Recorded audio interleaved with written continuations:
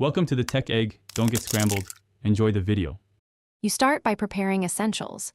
Fill the tank to the max line with fresh cold water and plug the machine in. Once powered, press the power button and wait for the ready light. This preheats the system so extraction is consistent. Next, remove the used capsule container if full, lift the lever, and place a new capsule with its foil side up. Make sure the lever closes fully. An incomplete seal causes weak extraction and leaks. Now you're set to choose cup size.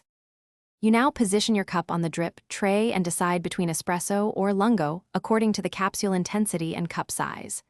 Once you press the selected button, the pump will force hot water through the capsule. This is where timing matters, because extraction controls strength and flavor. Make sure flow is a steady stream and you see crema forming.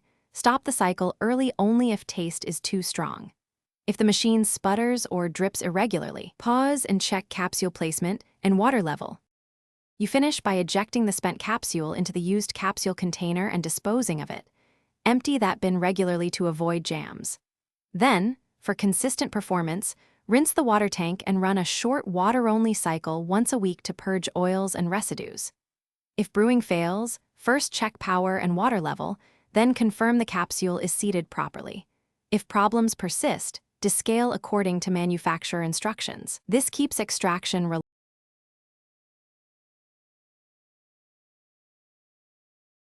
Thanks for watching. Consider subscribing if I helped unscramble your problems.